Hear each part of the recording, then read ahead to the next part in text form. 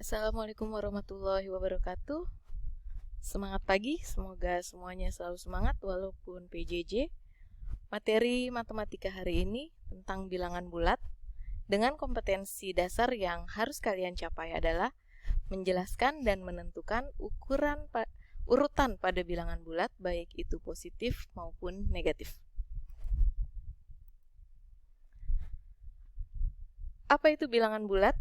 Ya, bilangan bulat adalah bilangan yang bukan pecahan. Terdiri dari bilangan bulat positif 1, 2, 3, 4, 5, dan seterusnya. Titik 3 ini menyatakan atau dibacanya dan seterusnya. Tidak terbatas, sampai banyak sekali. Lalu bilangan bulat juga terdiri dari bilangan yang netral, yaitu 0, dan juga terdiri dari bilangan bulat negatif, dari -1, -2, -3, -4, -5, dan seterusnya. Sehingga kalau dinyatakan dalam bentuk himpunan, bilangan bulat bentuknya seperti ini, ada dan sebelumnya, dan seterusnya, -4, -3, -2, -1, 0, 1, 2, 3, 4, dan seterusnya. Ya, jadi bilangan bulat ada yang negatif, ada yang netral, ada yang positif. Kalau digambarkan dalam bentuk garis bilangan seperti ini ya. Jadi di antara bilangan bulat positif dan bilangan bulat negatif dibatasi oleh sebuah bilangan netral, yaitu 0. Ya, pasti kalian juga waktu SD sudah belajar ya tentang garis bilangan. Nah, di garis bilangan inilah terdapat bilangan-bilangan bulat yang terdiri dari positif, 0 atau netral, dan negatif. Bilangan apa saja yang ada di dalam bilangan bulat? Yang pertama bilangan cacah, atau ibu beri nama himpunan C. Bilangan cacah seperti kita tahu, bilangan cacah itu dimulai dari 0, 1, 2, 3, 4, 5, dan seterusnya. Jadi bilangan cacah ini, bilangan bulat yang ada di sana adalah netral dan bilangan yang positif. Di dalam bilangan bulat itu juga ada bilangan ganjil. Ganjil itu mulai dari 1, 3, 5, 7, 9, dan seterusnya. Berikutnya ada bilangan genap, lawannya ganjil. Genap dimulai dari 2, 4, 6, 8, 10, dan seterusnya. Di tugas yang kemarin, beberapa siswa di pertemuan pertama setelah perkenalan menuliskan macam-macam bilangan. Bagus, ada yang menulis cacah, ganjil, genap. Nah, ada lagi kalau mulai dari 1, 2, 3, 4, 5 Ibu lupa tulis di sini. Itu kalau dimulainya dari 1 namanya bilangan asli. Ya. Lalu di dalam bilangan bulat itu juga ada yang namanya bilangan prima. Bilangan prima apa sih? Mari kita mengingat lagi pelajaran SD. Bilangan prima adalah bilangan yang hanya memiliki dua faktor. Dua faktor yaitu 1 dan dirinya. Maksudnya bagaimana, Bu? 2 misalnya. 2 dikatakan prima karena 2 itu hanya bisa memiliki faktor 1 dan 2 gitu. 3 juga dikatakan prima. 3 itu hanya memiliki faktor 1 dan 3. Kenapa 4 tidak? Karena 4 itu selain 1 kali 4 bisa 2 kali 2 gitu. Makanya 4 bukan dikatakan bilangan prima. Dia tidak memiliki 2 faktor, tetapi lebih dari 2 faktor. 5 juga hanya 1 kali 5. Nah, 6 kenapa tidak? 6 itu selain 1 kali 6 bisa 2 kali 3. Jadi dia faktornya ada 1, 2, 3, 6. Nah, 6 bukan bilangan prima. Ya, jadi di sini hati-hati anak-anak ya. Kalau bilangan prima itu faktornya hanya 2, yaitu 1 dan dirinya. Berikutnya, bilangan yang ada di dalam bilangan bulat itu ada bilangan cacah kuadrat. Tahu dong kuadrat? Kuadrat itu artinya dikalikan dengan dirinya sendiri. Cacah kuadrat itu 0, 1, 4, 9, 16. Dari mana 0? 0 kali 0. Dari mana 1? 1 kali 1. Dari mana 4? 2 kali 2. Dari mana 9? 3 kali 3. 16? 4 kali 4, dan seterusnya. Oke, itu ya. Jadi kalian juga harus mengenal macam-macam bilangan, terutama bilangan yang ada di dalam bilangan bulat. Nah, bagaimana kalau kalian diminta untuk membandingkan dua bilangan bulat? Nah, jika kita membandingkan dua bilangan bulat, bisa dengan memperhatikan letak bilangan pada garis bilangan. Dengan demikian kita akan lebih mudah membandingkannya. Makin ke kanan letaknya, maka nilai bilangannya makin besar. Ya, ingat nih, kalau makin ke kanan letaknya, maka nilai bilangannya makin besar. Sebaliknya, makin ke kiri letaknya, maka nilai bilangannya makin kecil. Nah, sekarang kita coba perhatikan. 4 nih, mana 4? Ini 4 letaknya ada di sebelah kanan 1. Ini 1. Maka 4 lebih besar daripada 1. 1 letaknya di sebelah kiri 4. 1 di sebelah kiri 4. Maka 1 lebih kecil dari 4. Contoh berikutnya. -3 letaknya di sebelah kiri dari 0. Maka -3 lebih kecil dari 0. Karena yang di kiri lebih kecil kan? Sebaliknya, 0 letaknya di sebelah kanan -3. Maka 0 lebih besar daripada -3. Ingat ya, yang posisinya lebih kanan itu nilainya lebih besar. Oke, sekarang coba bandingkan dengan memberi tanda lebih besar atau lebih kecil. Nah, kita lihat di sini di garis bilangannya. -2 dengan 3. -2 dengan 3. -2 lebih kiri kan? 3 yang kanan, berarti tandanya lebih kecil ya. -2 lebih kecil daripada 3. 0 dengan 2. 0 posisinya di kiri, 2 di kanan. Berarti 0 juga lebih kecil daripada 2. 0 dengan -2. 0 di kanan, -2 di kiri. Berarti 0 lebih besar daripada -2. 1 dengan 3. 1 di kiri, 3 di kanan. Berarti 1 lebih kecil karena dia di kiri.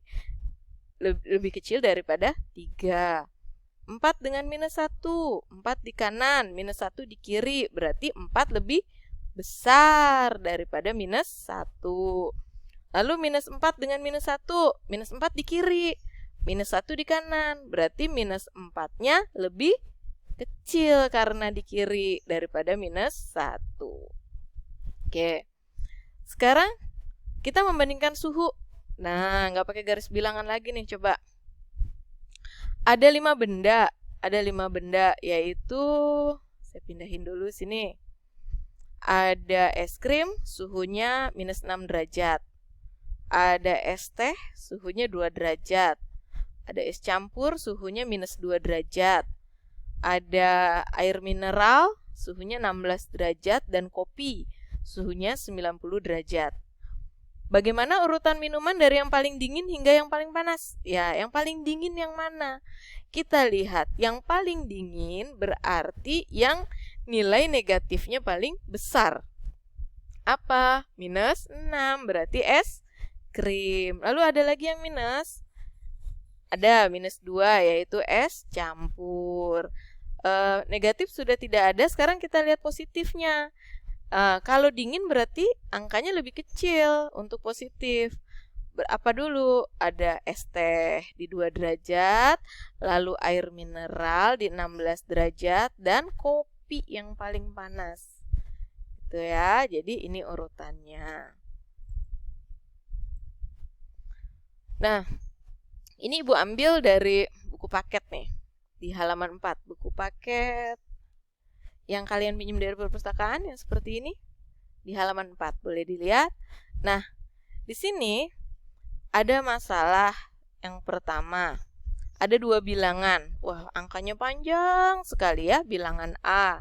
Ini ada lagi bilangan angkanya panjang juga, bilangan B. Manakah yang lebih besar? Lihat. Kalau kita mau melihat bilangan yang lebih besar yang mana dengan jumlah digit angka yang sama, maka yang harus kalian perhatikan adalah 6-nya sama, 6 nih angka pertama. Lihat angka kedua, yang A itu 5, yang B 4. Berarti kita ambil kalau bilangannya lebih besar ya angka yang lebih besar. Yang mana? Yang 5. Berarti bilangan yang lebih besar adalah bilangan A gitu. Karena kita melihat dari angka yang kedua ini. Gitu ya. Nah, ada masalah 1.2 di buku itu masih. Ada dua bilangan, C dan D. Bilangan C tersusun dari 7 angka. Angka paling kiri 9. Sedangkan bilangan D tersusun dari 8 angka. Angka paling kiri 6. Bilangan mana yang lebih besar? Nah, 7 angka, yang satu 7 angka, yang satu 8 angka. Menurut kalian yang lebih besar yang mana? Yang angkanya ada 7 atau yang angkanya ada 8? Ya, yang angkanya ada 8 dong ya. Misalnya gini, 1.500 sama satu lagi hanya 500. Yang lebih besar yang 1.500, kan ada 4 angka ya.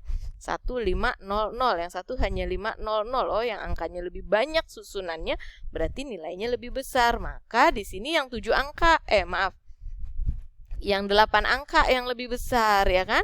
Yang 8 angka yang lebih besar berarti bilangan D itu lebih besar karena tersusun dari 8 angka.